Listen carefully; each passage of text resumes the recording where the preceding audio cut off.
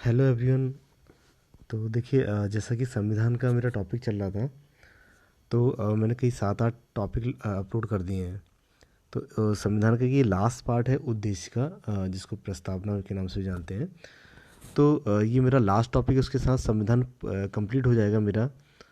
और अगर आपको नोट्स बनाने हैं और अच्छे से अपनी कॉपी में लिखना है, तो आपके लिए वीडियो बहुत अच्छा है।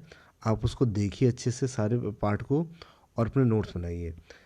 अगर आप नोट्स बनाते हो या इसको पढ़ते हो, तो मेरे अंदाजे में, मैं जहाँ तक जानता हूँ, कि आपके एग्ज़ाम में एक भी ऐसा क्वेश्चन नहीं होगा संविधान से रिलेटेड जो आप इसको देख के ना, पढ़ के ना कर पाएँ।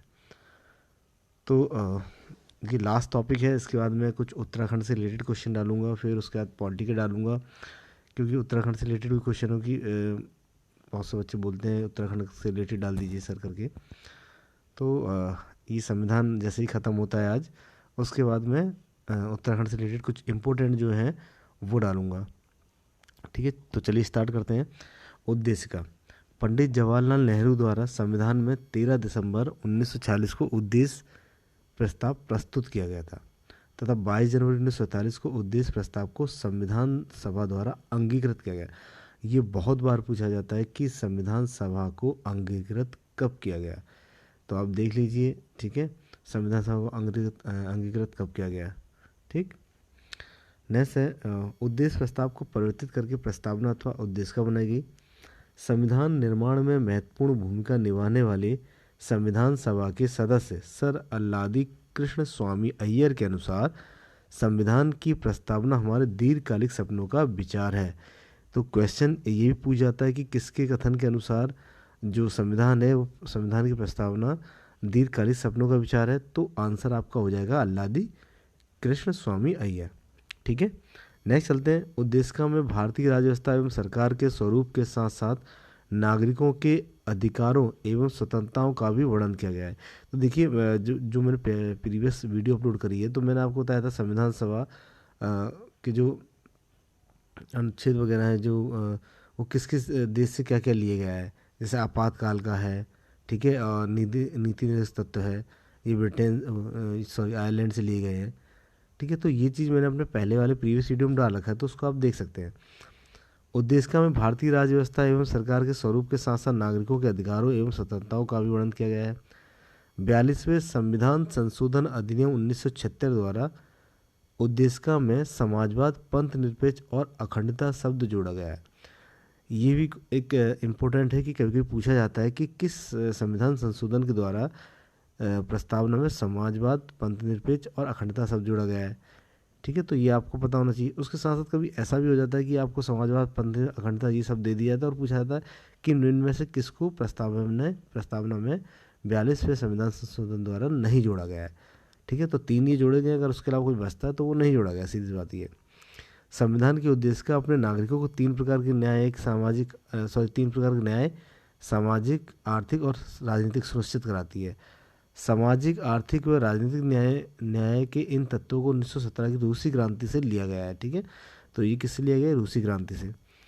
के एम मुंशी ने उद्देशिका को राजनीतिक जनपत्री की संज्ञा प्रदान की है। ये भी इंपॉर्टेंट लाइन है, तो इस चीज़ को भी आप ध्यान रखिएगा। न्यायमूर्ति हिदायतुल्लाह ने गोलकनाथ बनाम पंजाब राज्य के प्रकरण में उद्देशिका को संविधान की मूल आत्मा कहा है। ठीक है, और जबकि भीमराव अम्बेडकर ने अनुच्छेद 32 को बोला है। ठीक है, और संविधान में प्रस्तावना उद्देशिका को संविधान का भाग केशवानंद भारती बनाम केरल राज्य 1937 बाद में स्वीकार किया गया। इससे पूर्व बेरूवादीवाद 1960 में उद्देशिका को संविधान का अंग नहीं माना गया। ये बहुत इंपॉर्टेंट है कि मतलब इस टाइप के क्वेश्चन आ जाते हैं। ठीक है, बम्बई बनाम यूनियन ऑफ इंडिया 1994 बाद में उच्चतम न्यायालय ने यह अवधारणा पुनः स्पष्ट की कि उद्देशिका संविधान का भाग है तथा पंथ निरपेक्ष संविधान का मूल लक्षण है। उद्देशिका की प्रकृति न्याय योग्य नहीं है। ठीक है, तो देखिए,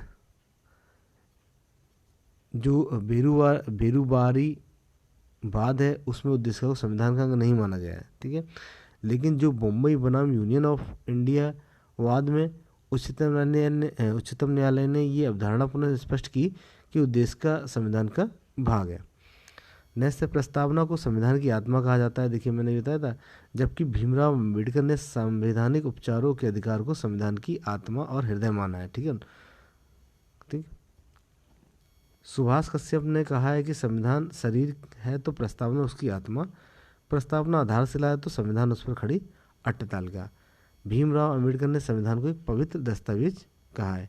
ठीक है, तो ये जो प्रस्तावना थी उद्देश्य से जो भी इम्पोर्टेंट था मैंने अपने इस वीडियो में डाल दिया है। अब चलते हैं कुछ महत्वपूर्ण प्रश्नोत्तर के बारे में। ठीक है, देखिए प्रस्तावना में अगर देखा जाए तो जो अवधारणा में तो हम जो प्रस्तावना है कि हम भारत के लोग भारत को एक संपूर्ण प्रभुत्व संपन्न समाजवादी पंथ निरपेक्ष लोकतांत्रिक गणराज्य बनाने के लिए तथा उसके समस्त नागरिकों सामाजिक आर्थिक और राजनीतिक न्याय विचार व्यक्ति विश्वास धर्म उपासना की स्वतंत्रता प्रतिष्ठा और अवसर की समान समता प्राप्त करने के लिए तथा उन सब में व्यक्ति की गरिमा राष्ट्र की एकता, और ये 2-4 लाइनें और हैं। ठीक है, तो अब हम चलते हैं क्वेश्चन पे। जो इम्पोर्टेंट क्वेश्चन उसको देखते हैं। देखिए निम्न में से कौन सही है? तो देखिए मैंने इसमें जो सही आंसर है उसको ब्लू से मैंने हाईलाइट कर रखे हैं, हाईलाइट किया मैंने ब्लू कलर से उसको लिख रखा है। तो सामाजिक समानता संविधान में प्रत्याभूत है, ये आपका सही है। उसके अलावा देखिए भारतीय गणतंत्र की 26/1/1950 को सही संवैधानिक वस्तु स्थिति क्या थी? ठीक है, एक इस टाइप के क्वेश्चन भी आ जाते हैं, तो इसका आंसर होगा संपूर्ण प्रभुत्व संपन्न लोकतंत्रात्मक गणराज्य। ठीक है,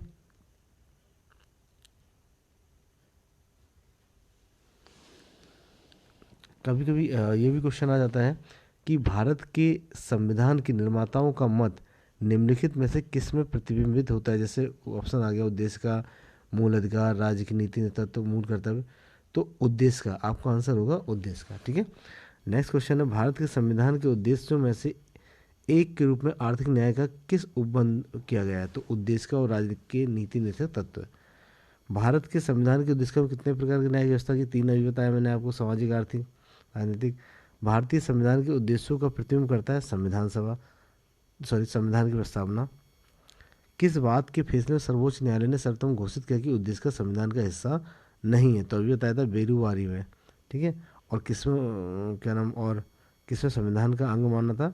तो आपको मैंने बताया था कि बम्बई यूनियन ऑफ इंडिया। ठीक है, इस उच्च न्यायालय अवधारणा पुनष्ट की कि उद्देश्य का संविधान का भाग है। ठीक है, नेक्स्ट चलते हैं। संविधान की प्रस्तावना को हमारे संप्रभुत्व प्रजातांत्रिक गणतंत्र की जन्म कुंडली कहा है? तो किसने कहा है? के.एम. मुंशी ने कहा है। न्यायालय ने प्रस्तावना को भारतीय संविधान की मौलिक संरचना का भाग स्वीकार किया तो केशवानंद भारती विवाद से। निम्नलिखित तो कौन सा शब्द भारतीय संविधान के उद्देश्य में शामिल है? तो समाजवादी पंथ प्रभुत्व संपन्न। सभी व्यक्ति पूर्णता और समान रूप से मानव है, ये सिद्धांत जाना जाता है। सार्वभौमिकता। भारतीय संविधान के प्रस्ताव में वादी शब्द किस संशोधन के तहत जोड़ा गया है? तो 42वां संविधान संशोधन। ठीक है, तो ये कुछ इम्पोर्टेंट क्वेश्चन थे, और उसके अलावा और भी क्वेश्चन हैं इम्पोर्टेंट जो मतलब एग्जाम में आ जाते हैं कभी कभी। जैसे भारतीय संविधान की प्रस्तावना में समाजवादी शब्द किस संशोधन के तहत जोड़ा गया? तो मैंने बताया था 42वां संविधान संशोधन अधिनियम 1976, और इसमें 3 जोड़े गए थे। ठीक है, अच्छा 42वें संविधान संशोधन के माध्यम से भारत के संविधान की प्रस्तावना में कौन जोड़ा गया या क्या जोड़ा गया? तो समाजवाद, पंथनिरपेक्ष, अखंडता। ठीक, अच्छा इसके अलावा और भी जैसे क्वेश्चन है तो क्या आते हैं? भारतीय संविधान की प्रस्तावना में भारत को किस रूप में घोषित किया गया है?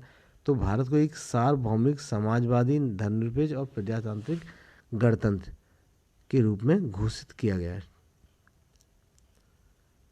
भारतीय संविधान की प्रस्तावना में धर्मनिरपेक्ष और समाजवादी शब्द जोड़े गए। 42वें संविधान संशोधन अभी बता दिया मैंने।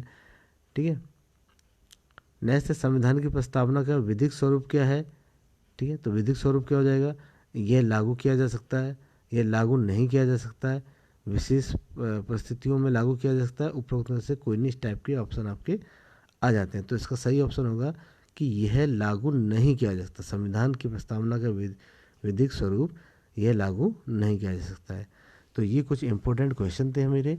ठीक है, तो अब हमारा संविधान टॉपिक पूरे तरीके से कंप्लीट हो गया है। मैंने इसके 7-8 पार्ट मैंने अपलोड कर दिए हैं पहले से ही। ये हमारा लास्ट पार्ट था संविधान का जो उद्देश्य का। इसके बाद उत्तराखंड से रिलेटेड कुछ जीके में डालूंगा इंपॉर्टेंट वगैरह, क्योंकि एग्ज़ाम आने वाले हैं। तो आप जो भी मतलब अच्छी तैयारी कर रहे हैं या स्टडी वगैरह कर रहे हैं तो ज़रूर एक बार वीडियो को देखें ज़रूर इसको, और अपने नोट्स बनाइए। ठीक है, नोट्स बनाइए, लिखिए और डेली इसको रिवीजन दीजिए, रिवीजन करिए। तो आई थिंक मुझे नहीं लगता कि आपको बार बार लिख लिख के याद करने की ज़रूरत है। अगर आप डेली इसको रिपीट कर रहे हैं, कहीं आपको नहीं लगता है तो आप लिख के भी देखिए, ठीक है, ताकि अच्छे से आपको याद हो सके। तो आज का वीडियो मैं यहीं अंत करता हूँ, और कल जब मैं आऊँगा तो हम मिलेंगे दूसरे टॉपिक से जो उत्तराखंड से रिलेटेड होगा। Thank you, okay, bye.